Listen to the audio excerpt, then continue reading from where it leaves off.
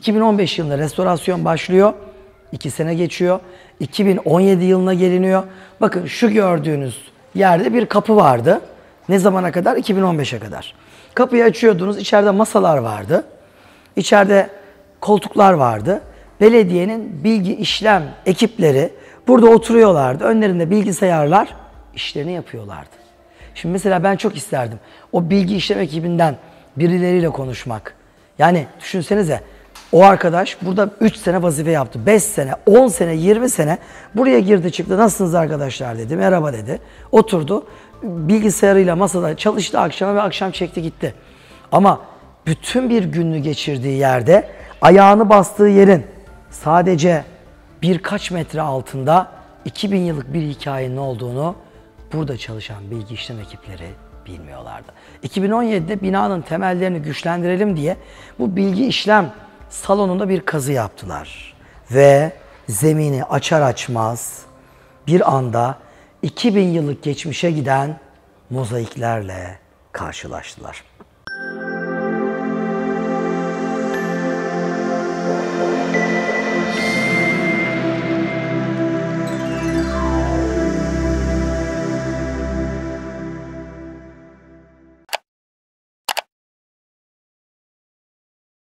Tarih neden heyecan verir biliyor musunuz? Eğer konuyu biliyorsanız, ayağınızı bastığınız zemine sizden 100 sene önce, 300 sene önce, 500 sene önce, 1000 sene önce kim buraya basmış, kim buraya oturmuş, kim buradan geçmiş, kim burada bir ağacın altında gölgelenmiş, kim oturmuş burada bir şeyler yemiş, burada yatmış, uyumuş, gülmüş, eğlenmiş, ağlamış, üzülmüş, sevdiği birini buraya gömmüş. İnsan kokan bu hikayeleri buradaki eğer biliyorsanız o zaman burası çok kıymetlidir. O zaman o bilgi çok kıymetlidir. İşte biz şu an sizinle beraber öyle bir yerdeyiz. Ben size 2000 yıllık içinde bir sürü farklı asrın, farklı insanına ait hikayelerin bulunduğu bir upuzun tarihi masal anlatacağım. Hepsi gerçek. Hepsi olmuş. Hepsinin delilleri var. Bıraktıkları izleri burada. Ve Romalılarla başlayacağız. Putperest Roma'dan Hristiyan Roma'ya, Osmanlı'ya, Osmanlı'nın sivil kanadından askeri kanadına, Türkiye Cumhuriyeti'ne, Türkiye Cumhuriyeti'nin buradaki yerel yönetimlerinden bir askeri okuldan müzeye geçiş serüveni. Her şey 2015 yılında basit bir tamir çalışmasıyla başladı ve koskoca bir 2000 yıllık hikaye ortaya çıktı. Hazırsanız bu merdivenleri tırmanacağız. Başımızın üzerindeki o armanın orada niye olduğundan başlayarak Roma lahitlerine, kemiklerine, imparatorluğa uzanan muhteşem erguvan renkli şallarına kadar müthiş hikayeler ve sanatlar bize bekliyor. Hadi başlayalım. Bu uzun hikayeyi en başından sonuna anlatmayacağız. Hepsini anlatacağız ama kronolojik gitmeyeceğiz. Çünkü kronolojik gitmek istersek benim sizi mezara sokmam gerekir. Yani gördüğüm kadarıyla herkes hayatlar ve kimseyi bir videonun başında mezara sokmaya hakkımız yok. Ama bu videonun ilerleyen dakikalarında hep beraber Roma mezarlarına da gireceğiz. Haberiniz olsun. Önce şu görmüş olduğunuz binayla başlayalım. Bu gördüğünüz bina 1890'lı yıllarda Sultan II. Abdülhamit Han tarafından yaptırılmış bir askeri hastane. Yani baktığımız zaman 1,5 asırlık bir hastane binasıyla karşı karşıyayız. Zaten Türkiye Cumhuriyeti yıllarında da burası askeri hastane. Bu arada biz neredeyiz? Bu arada biz İstanbul'un Zeytinburnu semtindeyiz. Zeytinburnu Belediyesi'ne bağlı kültür sanat hizmetlerinin görüldüğü müthiş bir yapılar topluluğunun arasındayız. Eski Zeytinburnu Belediye binasının tam önünde duruyoruz. Abdülhamit Han döneminde yapılmış olan bir askeri hastane. Denize sıfır burası. Cumhuriyet yıllarında askeriyenin uzun yıllar elinde olan bir binaydı. Sonradan belediye binası oldu. Adım adım bu detaylara geleceğiz. Ama Abdülhamit Han döneminde yapılan bu askeri hastane binasının olduğu yerde 2. Mahmut döneminde bir başka Osmanlı yapısı varmış. O da neymiş? Bir paşaya ait bir konut binası, bir sivil yaşam ortamı. Hadi içeri girelim ve bunları adım adım yerinde konuşalım. Şimdi merdivenlerden çıkıyoruz. Bakın şu tuttuğum demirler, bakın şu basmış olduğum mermer basamaklar, şu tutmuş olduğum demirler, şu bakmış olduğum sizinle beraber tuğlalar, bunların hepsi bizi 1890'lara gönderiyor. Bakın, dikkatle bakarsanız bu tuğlaların üzerindeki damgalar da beni tek tek doğrulayacaktır. Bunlar Osmanlı döneminde Eyüp Sultan civarında Haliç'in o meşhur çamurundan yapılan Osmanlı'nın şahbaz tuğlaları. Şahbaz tuğlaları. İçeride de bunları göreceğiz. Bakın, gördünüz mü? Hepsinin üzerinde gördüğümüz gibi mühürleri de durmakta. Yani 1890'lara ait tuğla örgü bir binanın içinden tarih bize merhaba diyor.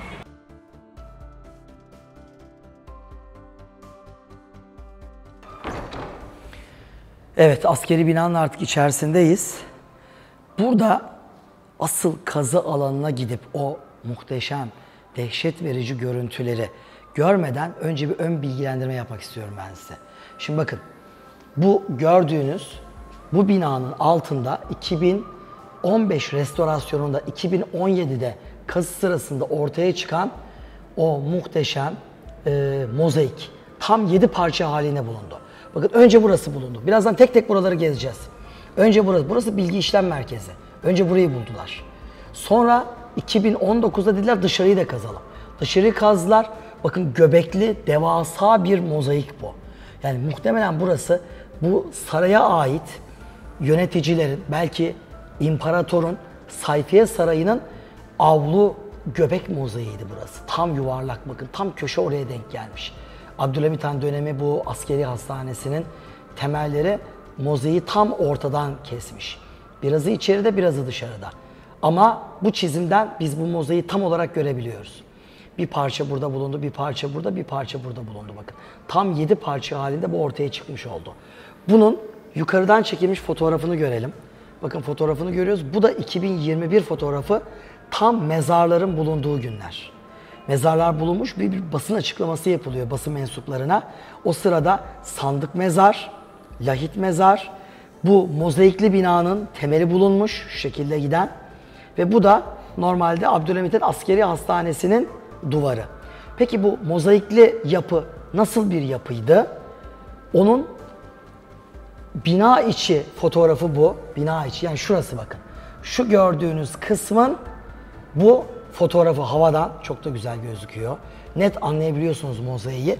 Göbeğinin bir kısmı buradan geçmekte olan hastane binasının duvarının altında kalmış. Peki bu tamamlansaydı nasıl gözükürdü demişler uzmanlarımız ve bunu tamamlamışlar. Tamamlayınca ortaya bu çıkmış. Gördünüz mü sekizgeni? Bakın, sekizgen, mozaik müthiş bir şekilde buradan karşımıza çıkıyor. Ne demiştim ben? 2 tane karenin iç içe geçmiş, üst üste konmuş hali. Farklı üçgen, farklı taşlarla oluşturulmuş üçgenlerle yapraklar oluşturulmuş. En çok merak ettiğimiz şu ortası. Bu ortada acaba ne vardı? Mesela Pagan Roma dönemindeki taban mozaiklerinde Medusa başı olabiliyordu. Nerede var? Gölhisar'da var. Kibriya antik kentinde. Odeon'un ortasında dev bir mozaik var. Ortasında bir Medusa size bakıyor. Bu şekilde putperest Roma dönemindeki pagan resimler var. Hristiyanlık sonrası yazılar, dualar var. Bu Hristiyanlık sonrası bu mozaiğin içinde mütemadiyen bir sürü küçük küçük haç var. Öyle olduğu için burada muhtemelen bir yazı vardı ama dedik ki üzerinden duvar geçtiği için burada ne olduğu hakkında bilgimiz söz konusu değil. Şimdi karşı tarafa geçelim ve oradaki resimleri konuşacağız şimdi sizinle beraber. Bir kere biz neredeyiz? Biz Zeytinburnu'ndayız. Bakın, burası eski bir gravür, İstanbul gravüründe. Sarayburnu, Topkapı Sarayı'nın olduğu bölge. Şurası Haliç. İstanbul'un Haliç surları. Şurası Ayvansaray. Bunun dışı Eyüp Sultan. Bakın, Eyüp bölgesi bomboş, daha hiçbir şey yok. Şuradan itibaren ne var? Edirne Kapı surları var. Buradan böyle başlıyor işte Silivri Kapı, Mevlevihane Kapı, Belgrad Kapı, adım adım. En son ne geliyor? 7 kule geliyor. Mermer kule var şurada. Burası Marmara Denizi. Burası Haliç. Şurası da İstanbul Boğazı, böyle gidiyor. Ve Zeytinburnu neresi? Şu surların dışı. Yani şu an biz neredeyiz? Parmağımla gösteriyorum. Bakın, tam şuradayız biz. Yani bu Roma hükümdarlık ailesine ait Sayfiye Sarayı tam buradaymış. Fatih Yedi Kulesi'nin tam arkasında. Bu böyle. Şimdi bakın bu gördüğünüz fotoğraf 1950'ler öncesine ait bir fotoğraf. Bizim size tanıtmaya çalıştığımız yer şu bina. Sultan II. Abdülhamit Han dönemin askeri binası. O binanın önü, şu gördüğünüz yer nasılmış? Bir koymuş. Zaten Roma döneminde buranın hükümdarlık ailesine ait bir sayfiye sarayı olduğu düşünülüyor. İlla ki burası da imparatorluğa ait bir limandı. O limanın günümüze kalmış kalıntıları bunlar. Ama maalesef Menderes dönemindeki Topkapı Sarayı'na kadar uzanan o sahil yolu ismiyle Kennedy Caddesi boydan boya gelince doldurula burası tamamen dolduruldu şu an. Bundan dolayı buradaki tarihi kalıntıları artık görmemiz pek mümkün olamayacak. Ama burada bir liman yapısının olması, şehir surlarının hemen şurada olması, Roma imparatorlarının şehre girip çıktığı Altın Kapı'nın hemen şuradan başlıyor olması, bu gördüğünüz yapının imparatorluğa ait bir dinlenme yeri olduğu iddiasını güçlendiriyor. O yıllara gidin, askeri hastane burası. Mesela Kars'ta Kanlı Tabya var. Şu an müze olarak açıldı. Hem tabyaydı hem de aynı zamanda sıkıntılı dönemlerde askerlerin yaralarının sarıldığı bir yerde. Çanakkale'de sargı yerleri var bir sürü. Oralara gidin, oradaki manzaraları görün. Sargı yeri müzelerinde gördüğünüz o manzaraların benzerleri bu koridorlarda hayata geçmekte idi. Ve gördüğünüz gibi tarihi bir eser, tarihi bir yapı, Abdülhamit Han dönemi eseri. Yani 1876'da Osmanlı tahtına geçti. 1909'da tahttan indirildi. 33 yıl Osmanlı tahtında kaldı. Osmanlı tarihinde o geniş coğrafyaya en ciddi eser verenlerden biri Sultan II. Abdülhamit'ti. Onun döneminde kıyamet kadar okul binası yapıldı. Resmi daire yapıldı. Bakın bugün Türkiye Cumhuriyetimizin ilçelere, illere yayılmış bir sürü vilayet kaymakamlık binasının neredeyse tamamına yakını Abdülhamit Han dönemi eserleridir. Saat kulelerinden bahsetmiyorum bile. Şimdi bu tarafa doğru geçelim. Bakın ahşap tavanları görüyorsunuz. Şimdi bu askeri binanın olduğu yer 2. Mahmut dönemi, yani 2. Abdülhamit Han'ın dedesi döneminde bir konut olarak kullanılmış. Bir Osmanlı paşasının. Bu arada lütfen anlattığım her şeyi buranın Zeytinburnu olduğunu düşünerek kafanızda bir yere koyun. Zeytinburnu olunca ne oluyor? Sur dışı oluyor. Şehrin dışı oluyor. Ben gruplarla tarihi bir şehirde gezerken klasik hep sorduğum bir soru vardır. Şu an biz şehrin içinde miyiz, dışında mıyız? Benle gezenler çok bilir bunu. Şehrin içinde miyiz, dışında mıyız? O klasik soruyu şu an sizi gezdiriyorum. Bu videoyu izleyenler size soruyorum. Şu an biz tarihi İstanbul'un içinde miyiz, dışında mıyız? Cevabı mecburen ben vereceğim. Sizi duyamadığım için dışındayız. Yani surun dışındayız. Hani Topkapı Sarayı'yla başlayan Sarayburnu'yla sonra bir taraf Marmara Denizi, bir taraf Haliç olarak gidiyor. Haliç bir tarafta Ayvansaray'a bağlanıyor. Ayvansaray'da Karasurları başlıyor. Manuel Duvarı ile beraber Edirne Kapı'ya geliyor. Edirne Kapı'yla Yedikule Hisarı arası, Mermer Kule arası ne? Osmanlı'nın Karasurları, Teodosius surları, Zeytinburnu surları. İşte surun içi bugün Fatih Belediyesi, surun dışı Zeytinburnu Belediyesi. Şehrin dışında, surların dışında ne olur? Roma döneminde manastırlar olur. Manastırlar. Başka ne olur? Uzlethaneler olur. Ayazmalar olur. Ne olur? Bir takım sayfiye köşkleri olur Romalıların. Osmanlı'da ne olur surun dışında? 1. Namazgahlar olur. 2. Ordu konaklama yerleri olur. 3. Askerin yürüyeceği bir yol başlangıcı olur. Ya Via Ignatia. Via Ignatia Roma'nın ordu yolu hemen buradan geçiyor. Bakın şu tarafa doğru yürüyelim. Şöyle geçin.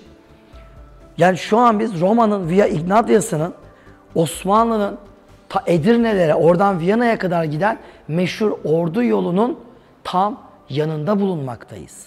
O kadar önem arz eden detaylar bunlar. Sonra ne oldu? Bu gördüğümüz sur dışına Osmanlı döneminde tekkeler yapıldı. Şimdi Merkez Efendi Tekkesi nerede? Burada. Sümbül Sinan Hazretleri Tekkesi nerede? Yine burada, Zeytinburnu'nda. Surun dışına ne yapılır? Karantina merkezleri yapılır, hastaneler yapılır. Askeriyeler şehrin dışına taşınır. Orada olur. Ve bir de ne olur? Bir takım varlıklı insanların sayfiye binaları olur. İşte Osmanlı paşalarından biri zamanında buraya bir sayfiye binası yaptırmış. Abdülhamit Han hastanesi üzerine yapılana kadar.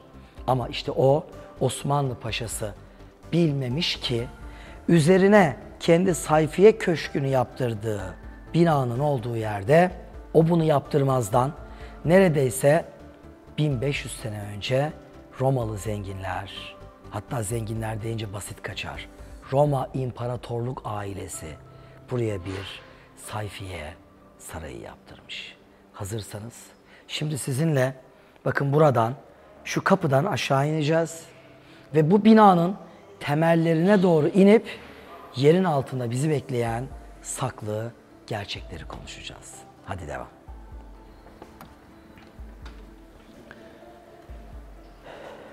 Evet.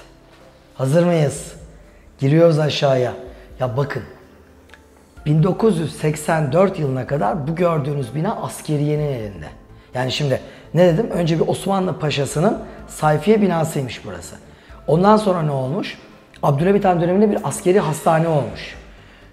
Bu askeri hastane, bu bina, aynı bina, Cumhuriyet sonrası 1984'e kadar askeriyenin elinde. Zaten şurada az ileride Osmanlı'nın fişekhanesi var.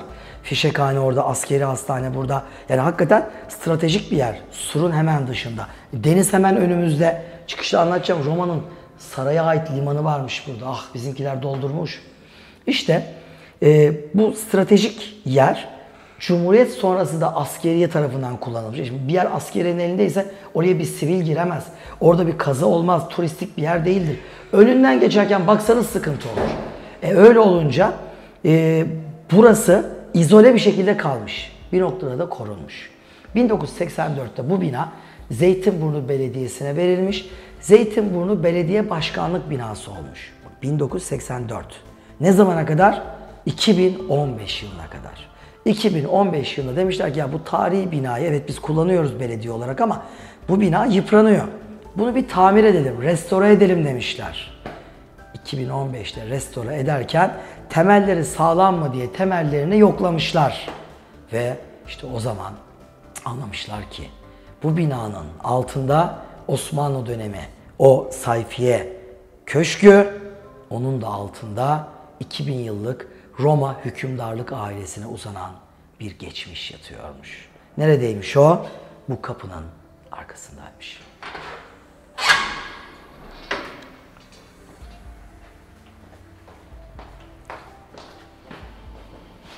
Ya ben bu tarz hikayeleri çok seviyorum. Neden? Ya şu an benim ayağım bastığım mermer en fazla 20 yıllık, 30 yıllık bir mermer. Birazdan bir mermer göreceğiz 2000 yıllık. Ya bunun hikayesini bilmek o kadar kıymetli ki. Şu mermere sorsam ben hani konuşabiliyor olsak. Desem ki ya üstad bir anlat bakalım ya. Sana kimler bastı desem. Bana 30 yıllık bir hikaye anlatacak. Ama birazdan önümüze sadece mermer değil.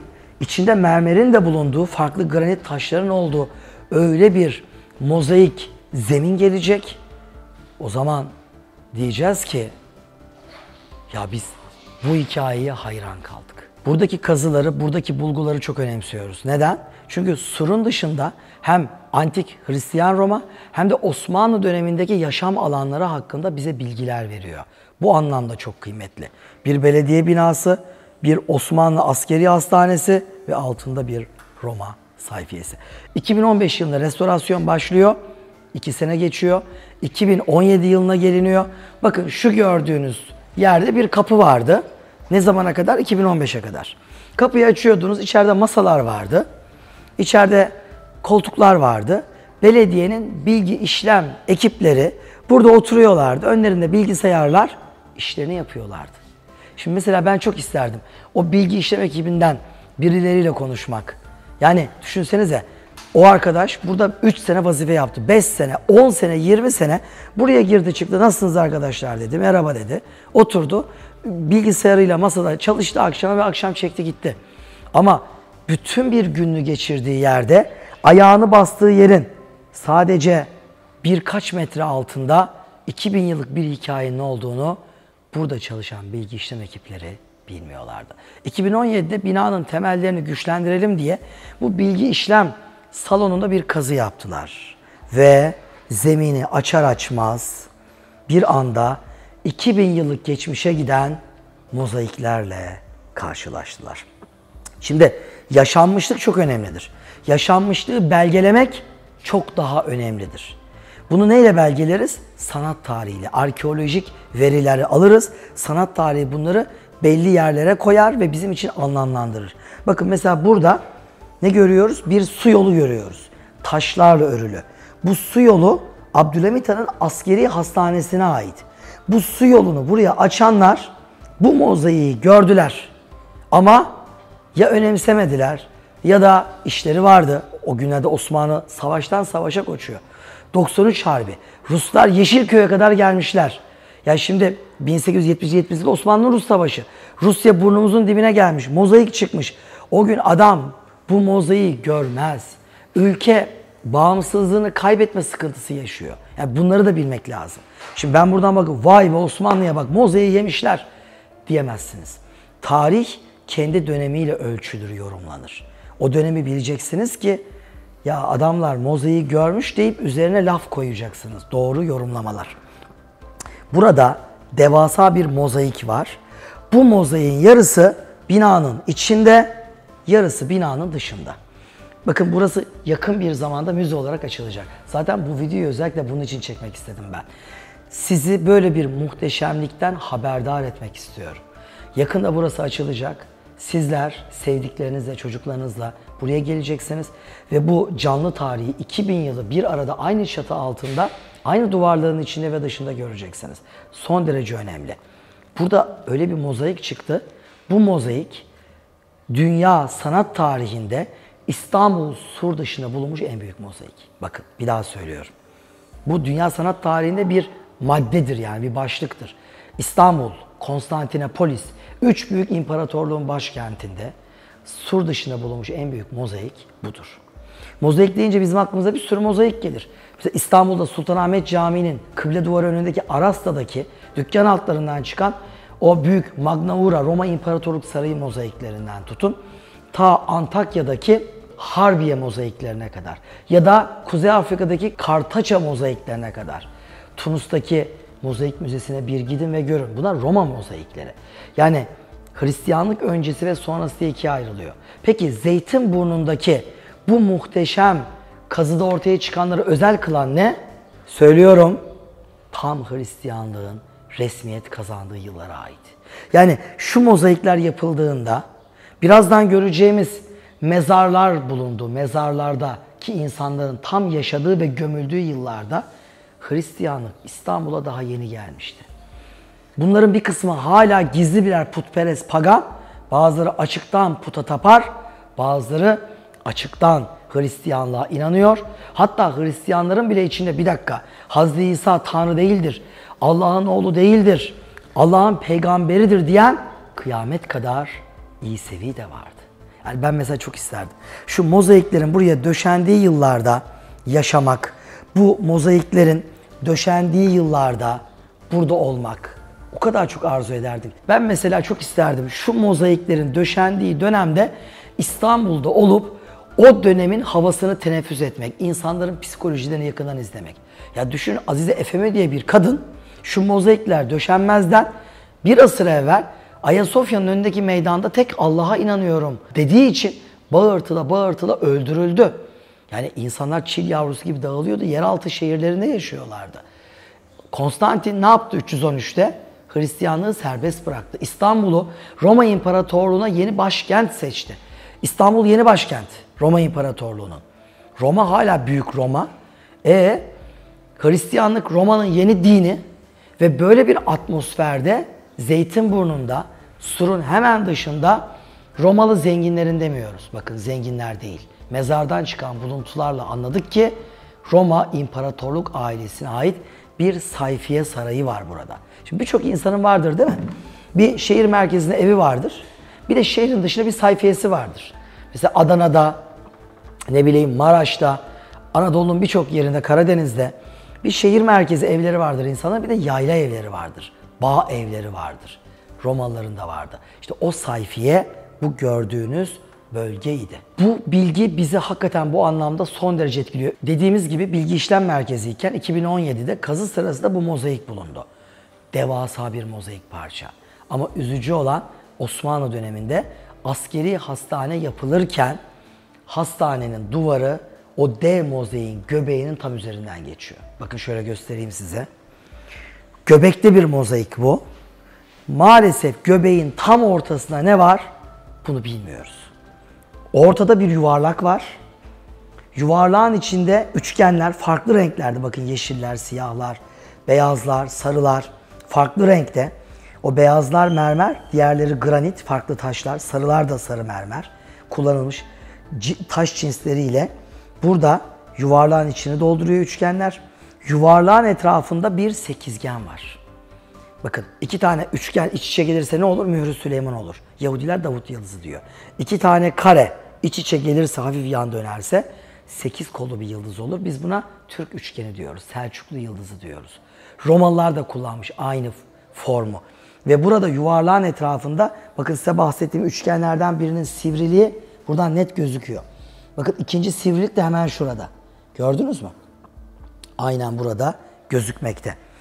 Bu üçgenin etrafında bir zencerek motifi var. Zencerek bakın buradan böyle dönüyor. Onun da dışında bu kez geometrik süslemeler kendi içinde dönüyor. Döne döne genişliyor bizim kündekariler gibi.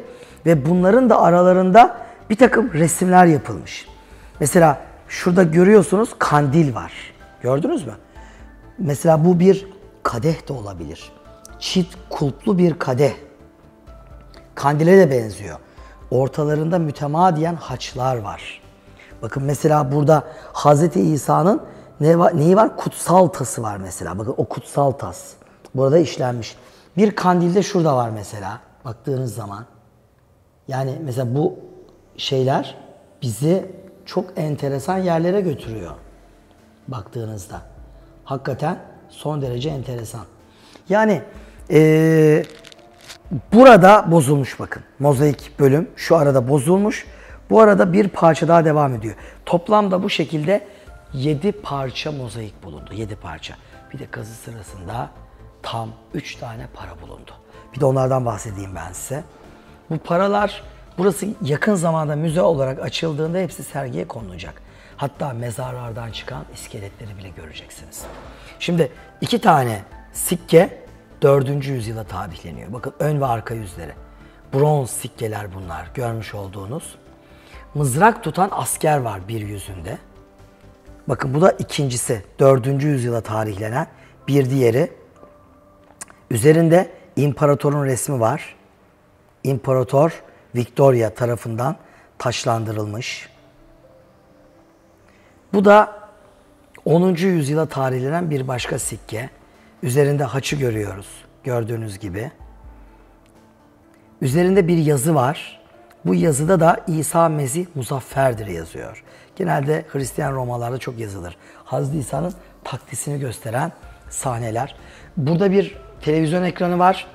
Buraya gelen ziyaretçiler buranın kazı sürecini birebir o dönemdeki çekilmiş fotoğraflar, çekilmiş video görüntüleri ve uzman yorumlarıyla izleyebilecekler. Bu da hakikaten bizim için çok büyük bir şans. Çocuklar için bir takım eğitici faktörler ortaya konuluyor. Mozaik nasıl yapılır? Çocuklar bunları görecekler. Bu mıknatıslı karelerle bunları mesela bakın burada bir balık var. Bu balığı yapmaları istenecek. Ya da bir başka kare konacak, onları yapmaları istenecek. Hatta çocukların mozaiklere dokunmalarını istiyoruz. Dokunmaları için ne yapacak buradaki yetkililerimiz? Şu gördüğünüz bölgeye bir takım imitasyon mozaikler koyacaklar. Onlara dokunacaklar bu gördüklerine. Nasıl oluyor? Renkli taşlar birbirine yapıştırılarak bu iş nasıl oluşturuluyor? Evet, şimdi heyecan daha da artıyor. Nereye gidiyoruz? Dışarı çıkıyoruz. Dışarı çıkıp bu odada yarım kalan taban mozaiğinin duvar dışındaki kısmını göreceğiz. Zaten 2015'te restorasyon başlıyor. 2017'de bu taban mozaiği bulunuyor. Önce bu iç kısım. Daha sonra diyorlar ki ya biz bu duvarın dışını da bir yoklayalım. Burada yarım bittiğine göre bu. Demek ki dışarıda bu mozaik devam ediyor olabilir. 2019'da kazıyorlar ve dışarıdaki parçayı buluyorlar. Hiç bozulmamış. 2021'de de dışarıda buldukları mozaiğin altından mezarlar çıkıyor.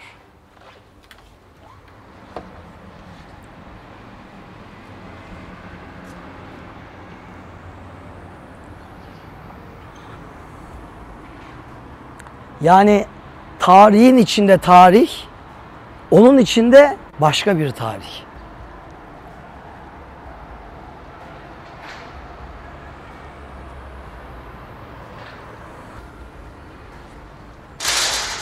Evet. Aynen içeride olduğu gibi burada da insanların rahat yürüyebilmesi ve yürürken aşağı görebilmesi için bakın böyle camlı bir platform yapıldı. Birazdan ben size aşağıda alacağım. Yani yakından görmenizi istiyoruz. Tarihi yakından yaşamanızı istiyoruz. Yani buradaki bu heyecanı hep beraber yaşamalı, görmeliyiz. Önce az önce baktığımız binaya bir bakalım. Şimdi biz az önce sizinle buradaydık. Hani şu bilgi işlem merkezi olan oda bu odaydı. Buranın içinde 2017-19 arası 2 yıl süren kazılarda o dev mozaiğin yarısı çıkıyor. Diyorlar acaba dışarıda devam ediyor mu? 2019'da bu kez başlıyorlar dışarı kazmaya. Kazarken aynen içeride yarım kalan mozaiğin dış kısmını buluyorlar. Bakın görüyor musunuz? Az önce içeride size yuvarlak bir göbekten bahsetmiştim. İçi üçgenlerle dolu. Hem de gölgeli ve kendi içinde yaprak yaprak merkeze doğru uzanan üçgenler. Ya müthiş bir şey. Onun dışında 2 tane karenin iç içe geçip sekizgen bir yıldızı oluşturduğunu söylemiştim.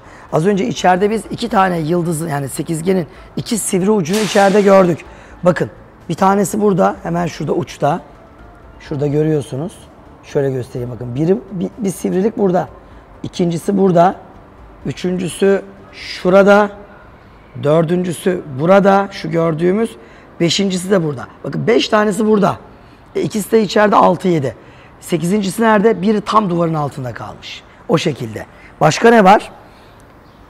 Üçgenlerin aralarında çok daha gösterişli, içeridekilerden çok daha gösterişli bu kez vazolar görüyoruz. Kadehler. Belki de kutsal kadeh simgeliyordu bunlar. Bilmiyoruz. Bakın kenarlarında bu iskambil kağıtlarında maçalar vardır ya, kalpler. Putperest Roma'da da kullanılırdı. Çok sevilirdi. Hristiyan Roma'da da bunlar kullanılmış. Bu tarafta geometrik göbekler, süslemeler. Yine maçaların, kalplerin arasında gördüğünüz gibi daha farklı. Yine çift kulplu kaseler, kadehler. Burada kendisine yer bulmakta. Mezarlara geçeceğiz şimdi. Böyle bir yaşam alanı çıktı ortaya. Şimdi biz bu mozaik zeminli yaşam alanlarını az çok biliyoruz. Roma'daki diğer örneklerden. Mesela bundan yaklaşık 15 sene öncesine kadar Urfa'nın tam ortasında halkın Halepli Bahçe dediği bir yer vardı. Halepli Bahçe. Orada böyle bayram şenlikleri yapılırdı, mesireler, Ramazan eğlenceleri, millet piknikler yapardı. 15 sene evvel oraya bir toplu konut yapacaklardı. Bir temel kazısı yaptılar. Bir mozaikler çıktı, aklınız durur. Yani öyle böyle değil. Sonra bir araştırıldı, öğrenildi ki Roma döneminde Urfalı zengin bir kadının villasıymış orası. Kitisis diye bir kadın. Kitisis, bu bir kadın. Zengin, Romalı, Urfalı. Ve villa. Villanın her odasında ayrı bir mozaik betimleme var. Aşil'in doğumundan ölümüne bütün hayatı kadının holünde. Bugün de öyle. Kadın arkadaşlarını eve davet ediyor. Ay perdeleri yeniledim. Bak çekyatların örtülerini değiştirdim. Bak ne kadar zayıfladım falan. Kadınlar sever böyle kendini ve kendine ait yaşam alanını göstermeyi. Arkadaşları da görmek ve yorumlamak ister. Bu kadınlar arası bir ilişki. Onlar da öyleydi. Kadın özel, bizde halı serilmesi gibi mozaikler yapmışlar. Yaşam alanı. Pompei'ye gidin. İtalya'da Vezüv yanardağıyla yeryüzünden silinmiş ama silinmemiş, yok olmamış, dondurulmuş bir Roma yaşam alanı. Tam 2000 yıl öncesi. Oraya bakıyorsunuz, villalar, villaların içinde mozaikler, avlularında mozaikler, havuzların tabanlarında mozaikler. Efes'e gidin, yamaç evler, yamaç evlerin içinde dışında duvarlarında mozaikler. Yani zenginseniz bu iş oluyor. Siz paradan haber verin.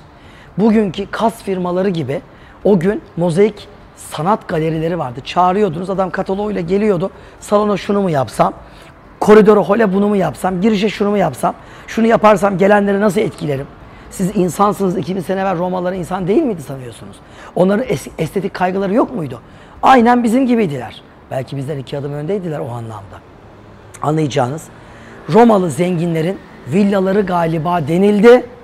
Kazıya devam edildi Ve sonra çarpıcı bir gerçekle karşılaşıldı. Romalı zenginlerin evi değilmiş. Ya neymiş? Görelim. Yaz bu arada işin komik yanı, size anlatıyorum ya, ben de çok heyecanlanıyorum. Şimdi anlatacağım konuyu biliyorum. Bildiğim için kameranın karşısındayım. Ama bilmek heyecanlanmaya engel değil. Çünkü bunlar hakikaten heyecanlanacak şeyler. İstanbul dünyanın başkenti. Ve biz İstanbul'u yakın zamana kadar hakikaten kötü kullanmışız. Tarih toprağın altında kalmış. Osmanlısı da Roma'sı da. Biz bunların hepsini ortaya çıkarmalı. Bu zenginlikleri ortaya koymalı. Ve dünyanın cazibe merkezi Paris değil, New York değil kardeşim. Burası diyebilmeliyiz. Bu kazılarda bizi bu emelimize biraz daha yaklaştırdı. Hadi gidelim. Şimdi kapıyı açtık. İnsanoğlu bir yerde yaşarken durmadan yaşam alanında biriktirme yapar. Yani diyelim aynı mahallede 30 yıldır oturuyorsunuzdur. 30 yılda bile o mahallenin içinden geçen sokağın asfaltı en az 3 defa sökülüp yenilenmiştir. Sökülmeden yenilendiğini düşünün. Sizin çocukken bastığınız yerle 50 yaşına geldiğinizde bastığınız yer arasında 2 karış bir yükseklik farkı olacaktır. Eğer kazılmazsa, sökülmezse. Tarihte bugünkü kepçeler yok, kazı aletleri yok. Deprem oldu, şehir yıkıldı. Hadi üstüne yeni şehri kurarken kepçeleri, kamyonları çağırıp moloz kazıyalım, dökelim, atalım demiyorlardı. Üstüne bir daha, üstüne bir daha. Onun için yani 2000 yıl öncesiyle sonrası arasında birkaç metre bir kod farkı hep söz konusu oluyordu. Onun için şu ufacık merdivenle attığım toplam 7 adımla sizi 2000 yıl eskiye götürüyor. Şimdi mozaiklerin çıktığı bölümler özel olarak korunuyor. Tabii ki biz buraya gözümüz gibi bakıyoruz. Hatta ben yetkililerden bu mozaiklerin hikayesini dinledim. Hayran oldum. Şimdi mozaiği çıkardık. Çok güzel bir şekilde sergiledik. Koruduk. Sağlamlaştırdık. Bakın üzeri parlatılmış. Koruyucu malzemeler konulmuş. Buna da kalmayacaklar. Ne yapacaklar?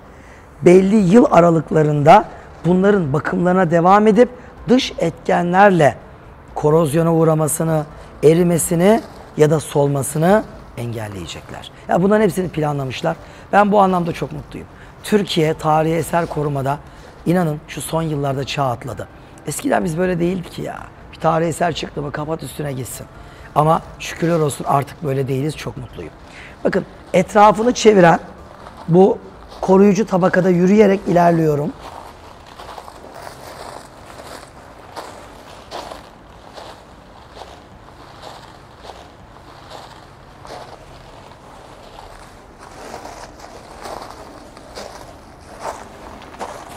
Evet. Video uzuyor ama videonun ilerleyen dakikaları şu dakikadan itibaren reytingin tavan yapacağı anlar. Heyecanın doğruğa çıkacağı anlar. Ne dedik? 2015'te restorasyon başladı. Neydi? Zeytinburnu Belediyesi'nin Abdülhamit Han döneminden kalma tarihi binasıydı. 2017'de bilgi işlemdeki mozaikler bulundu. 2019'da dediler ki şu duvarın dışına bir bakalım. Duvarın dışındaki o mozaiklerin diğer yarısını buldular. 2019. Aradan 2 yıl geçti. 2021 yılıydı.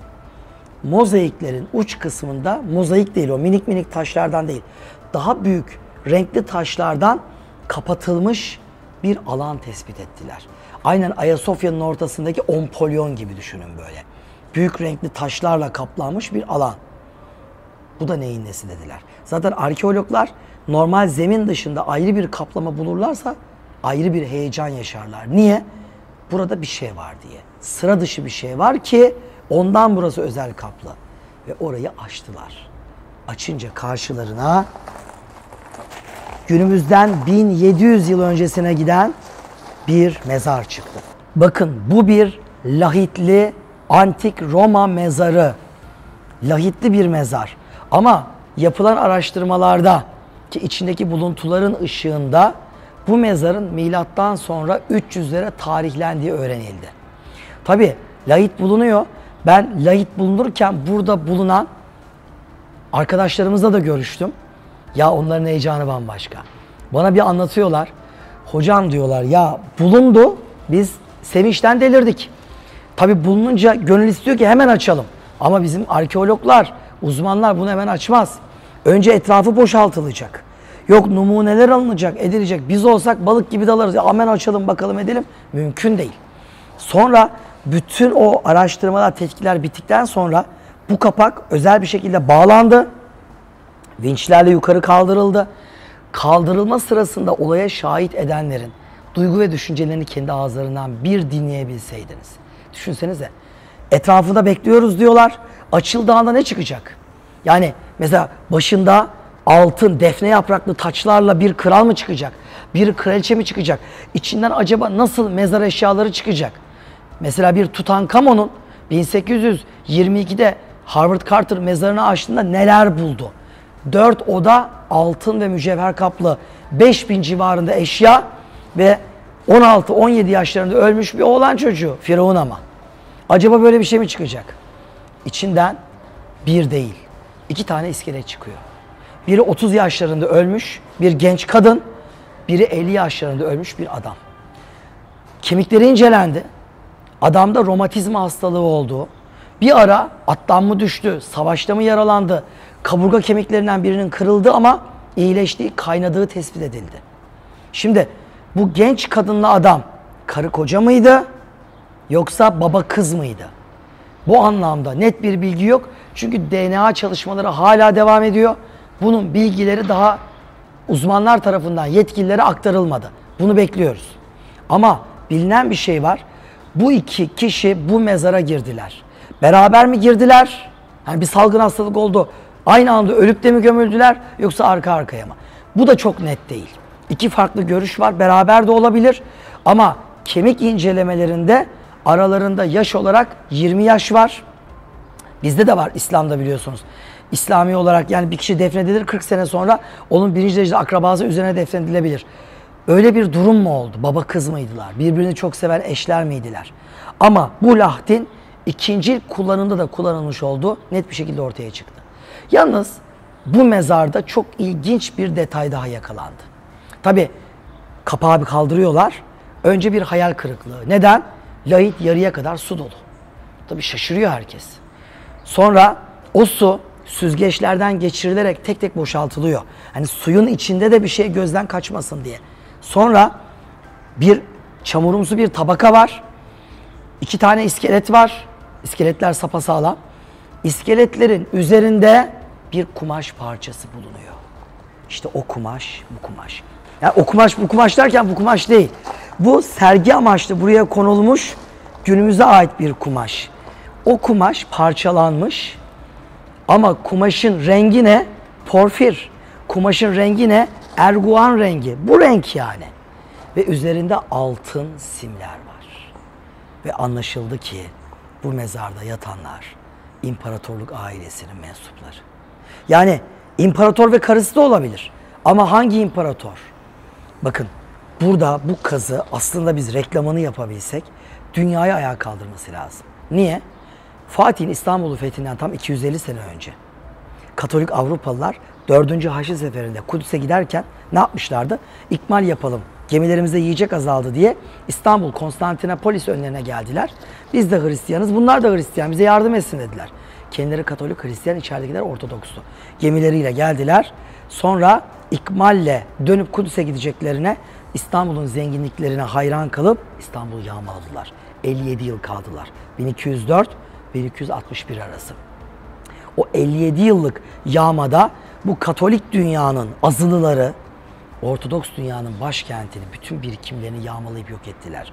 O güne kadarki bütün Doğu Roma imparator mezarlarını deştiler. Ya koskoca Konstantin'in mezarı yok bugün. Yok. Fatih İstanbul'u fethettiğinde yok edilmişti. Yani o Justinianuslar, 1. 2. Theodosiuslar yok. Hepsi yok edilmiş. Arkadiuslar yok. Bunların hanımları, Theodoralar, Evdoksiyalar yok. Sadece arkeoloji müzesinin bahçesinde boş lahitler var işte. İstanbul'un farklı yerlerinden getirilen Cumhuriyet sonrası Osmanlı döneminde yerinde korunmuş lahitler. Eğer bu lahtin içinden çıkan kadın ve erkek mezarı bir imparator ve imparatoriçeye aitse o zaman dünyada yer yerinden oynar. Neden? O zaman deriz ki Latin istilasıyla tahrip edilmiş imparator mezarları dışında ilk kez sapasağlam bir imparator mezarı bulundu. Hatta uzmanlarımızdan dinledim, şok oldum. Yani mührü uzmanlarımız açıyorlar. Yani mezar bulunduğunda arkeologlar önce şuna dikkat eder. Bu mezar daha önce açıldı mı, açılmadı mı? Açıldıysa tabii ki keyifler kaçar. Howard Carter bir bakıyor, kapıdaki mührü görüyor Tutankamon'da, deliriyor. İlk kez kendisi açacak çünkü. Ve burada bir ilk gerçekleşti. İmparatorluk ailesinin bir lahti ilk kez mühürlü bulundu ve mühür Türkiye Cumhuriyeti'nin uzmanları eliyle açıldı ve bozulmamış bir mezar bulundu. Şimdi bize düşen şu: bu mezarda yatan net %100 imparatorluk ailesi. Çünkü porfir, bu gördüğünüz renk, erguvan rengi, dünyada çok zor üretilen bir renkti. Sadece imparator ve imparatorça giyebilirdi. Bakın şu an bulunduğumuz yerden şöyle yürüyelim bir yarım saat. Bu Kuleon Sarayı geliyor önümüze. İmparatorluk Liman Sarayı. O liman sarayının içerisinde Theodora ve kocası Justinianus saklanmışlar. Nika ayaklanması patlak vermiş İstanbul'da. Binlerce Romalı, 4 farklı parti tek vücut olmuşlar hipodromda. Kral ve kraliçeyi bulup gözlerine mil çekecek, derisini yüzecekler canlı canlı. Justinianus kaçalım diyor. Theodora ne diyor? Ben üzerimdeki bu erguvan rengi şalla, kıyafetle ölmeyi, sefilce kaçmayı tercih ederim diyor. Ya o kadar kıymetli bir renk bu. Fatih İstanbul'u fethettiğinde son Roma İmparatoru 11. Konstantin Dragezes'i ölülerin arasından kıyafetini değiştirmiş adam, saklı, çizmeler duruyor ayağında. Bu renk çizmeleriyle tanıyor. Ve biz bu renk kumaş, üzeri altın yaldızlı bir kumaşla buluyoruz. İmparatorluk ailesinden mühürlü bir mezar bulundu. Ve sonuçlar ortaya çıktığında belki dünyada yer yerinden oynayacak. İnşallah daha farklı veriler de ortaya çıkacaktır. Çünkü burada kazılar devam edecek. Hikaye bitti mi? Hayır, bitmedi.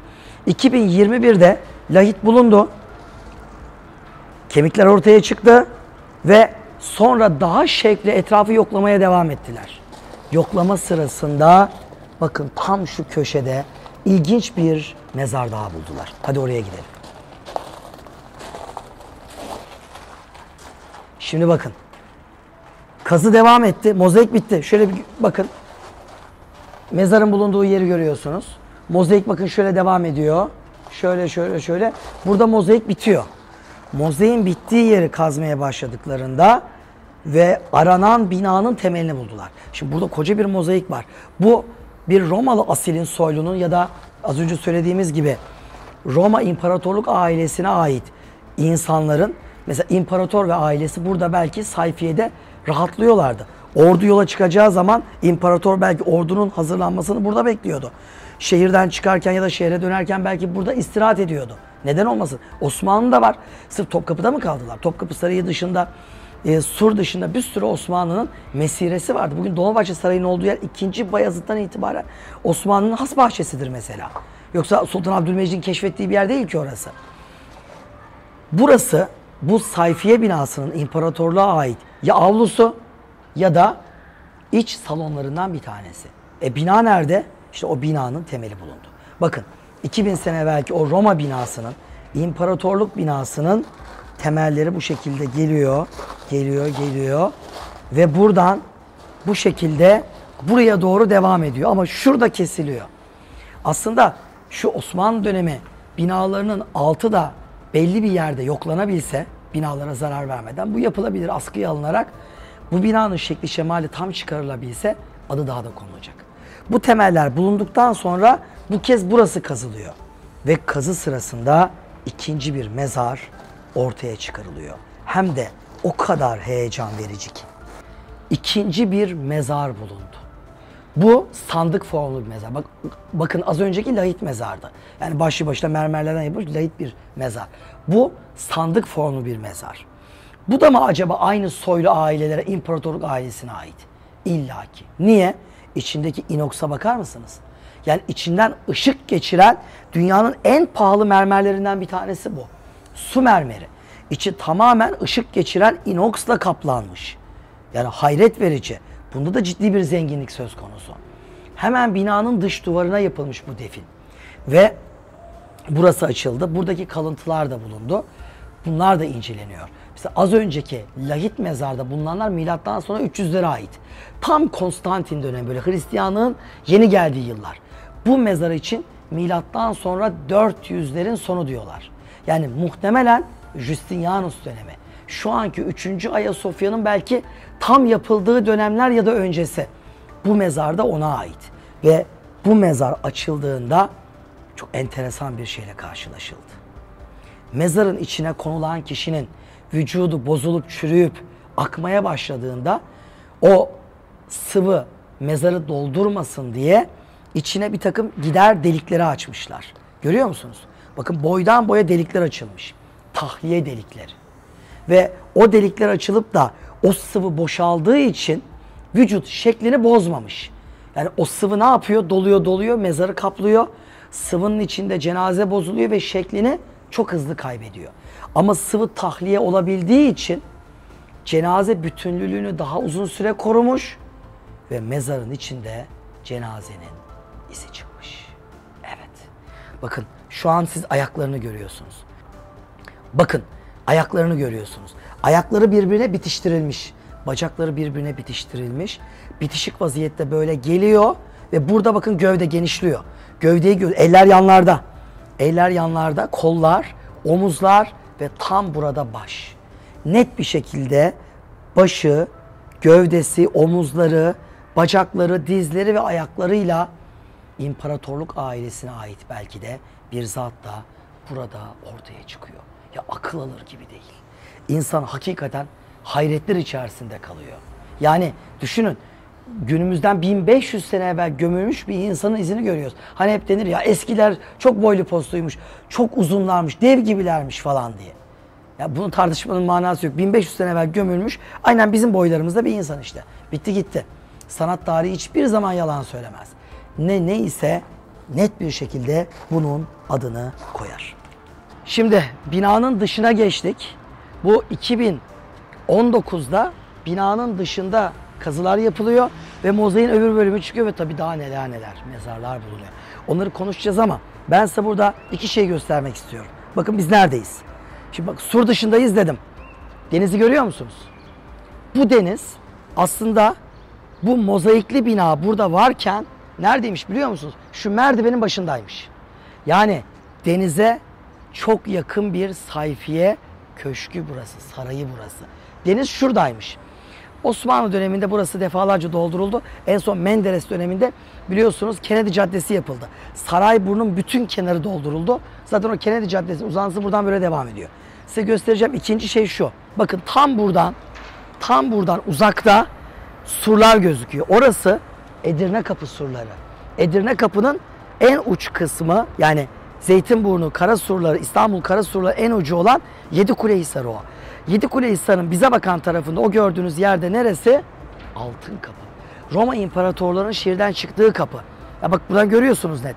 Altın Kapı'dan imparator çıkıyordu, başka kapıyı kullanmazdı onlar. Oradan çıkıyordu belki de, geliyordu buraya ve burada istirahat ediyordu.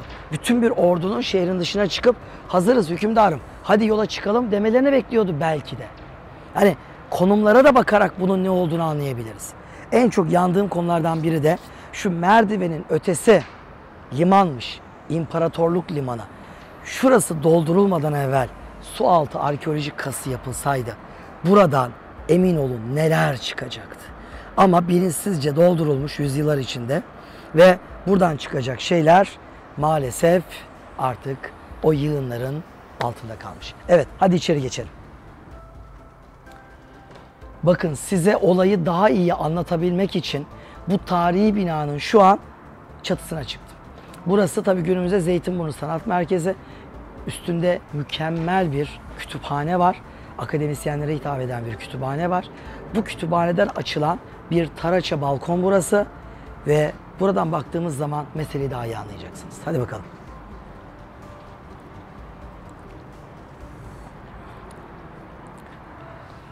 Şimdi bizim merak ettiğimiz olay şu.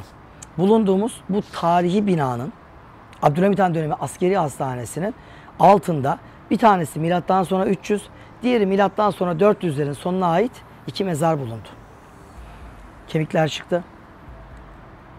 Burada müthiş bir saray binasının temelleri bulundu ve ancak saraylarda bulunabilecek mozaikler bulundu. Peki kime aitti? Kimlere aitti? imparatorun konsül üyeleri zenginlerin sarayları mıydı? Mesela Lausos ve Antiochos sarayları var Sultanahmet'te. İmparatorluk Hipodrom Halı'nın kenarında. Öyle senato üyelerinin sarayı mıydı burası? Yoksa hakikaten ciddi imparatorun sarayı mıydı? Cevabı bence siz verin. Ben de sizin cevabı bulmanızı kolaylaştırayım. Herkes şöyle bir baksın. Tarihi İstanbul'un dışında mıyız, içinde miyiz? Dışındayız. Şu görmüş olduğunuz mermer kule. Bakın şöyle biraz yaklaştırıyorum. Şu an görmüş olduğunuz mermer kule. Mermer kulenin yanında görmüş olduğunuz nedir? Altın kapı. Bakın şöyle baktığımız zaman mermer kuleyi görüyoruz. Şöyle gelin, Fatih'in 7 kulesi. Şurada altın kapıyı görüyoruz. İmparatorlar savaşlara buradan çıkar, şehir dışına buradan girerlerdi. Onun dışında ne görüyoruz? Burada bir liman yapısı söz konusu. Bakın şurayı görüyor musun? Bak, şu yürüyen bir vatandaşımız var. Tam o bastığı yerden itibaren deniz başlıyordu. O kadar net görebiliyorsunuz ki bakın şuradan. Şu yolun olduğu yer tamamen denizdi. Yolun olduğu yerden itibaren çukurluk zaten orası, bakın bayağı bir çukur. Oradan taşı uca kadar burası tamamen denizdi. İmparatorluk gemileri bu limana gelip buralara demirliyordu. İmparator bazen gemiyle buradan ayrılıyordu. Bazen gemiyle gelip buraya geliyordu. Bazen de dediğimiz gibi altın kapıdan çıkıyordu. Ordu da çıkacak. Burası Via Egnatia. Şunun devamı hemen. Şu gördüğünüz binalar, çatı bakın. Bunun arkası Via Egnatia. Meşhur Roma'nın ordu yolu burası. İmparator oradan çıkıyordu. Şu an içinde bulunduğumuz bu yerdeki binaya geliyordu. Burada istirahat ediyordu. Hazırlanıyordu. Ve ondan sonra işte imparatorum, ordularımız hazırdır, buyurun deyip buradan ordusuyla devam ediyordu. Ya da imparator seferden dönüyordu.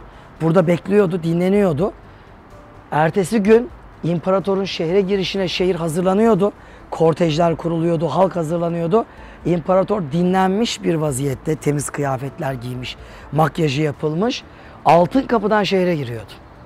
Yani ben azıcık bu konuları 25 yıldır çalışan biri olarak biraz ucundan biliyorsam, imparatorun yolu üzerine, kapısı üzerine hiçbir senatör kendine saray yaptıramaz. Burası daha da kazılacak. Altta 3. bir mezar yeri var. Daha orası kazılmadı.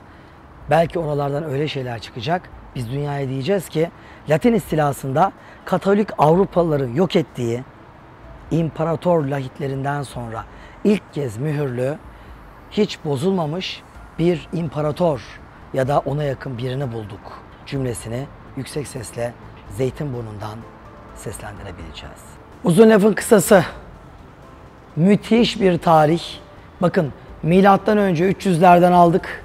Konstantin dedik. İstanbul Roma'nın yeni başkenti oldu dedik. Hristiyanlığı, yeni bir dini kabul ettiler dedik. Paganizm, Hristiyanlık arasında yalpalıyorlar dedik. İşte o günlerde Zeytinburnu'nda, sur dışında imparatorluğa ait bir sayfiye binası bulundu. İnsanlar değişiyor ama, ortamlar değişiyor ama o ortamlardaki yaşantılar değişmiyormuş. İmparatorluğa ait bir sayfiye yeri dedik. Onlara ait mozaik zeminler dedik. O binanın temelleri dedik. O dönemde yaşamış, zenginlik içine gömülmüş insanların vücut kalıntıları, kemikleri, izleri dedik. Sonra Osmanlı döneminde varlıklı bir paşanın sayfiye evi dedik. Sonra Abdülhamit Han döneminde bir askeri hastane binası dedik. Cumhuriyet Türkiye'sinde askeriyenin kullandığı binalar dedik. Zeytinburnu Belediyesi'nin belediye binası dedik. Sonra kazılar yapılıyor, bir sanat merkezi ve derken sanıyorum burasını bir müze olarak göreceğiz kısa bir süre sonra. İşte 2000 yılın özeti. Bunlardan çıkarılacak ders nedir? İnsan doğar, büyür, öğrenir, sanata meftun olur, çevresine sanat eserleri koyar. Bunların içinde yaşamak, bunları birilerine göstermek ister. Ve bir gün dokunduğu, şekillendirdiği ortamın içine gömülür, sırlanır, aman unutulmayayım der. Yüzyıllar sonra bir tamirat sırasında koskoca bir 2000 yıl bütün katmanlarıyla ortaya çıkar. Bir gün Zeytinburnu'na gelmelisiniz. Eski Zeytinburnu Belediyesi'nin içerisinde bu tarihi bahçelerde dolaşmalı. Buralarda bir Roma İmparatoru ve ailesi gibi, bir Osmanlı padişahı gibi dolaşmalı ve bu izleri tek tek yerinde görmeli.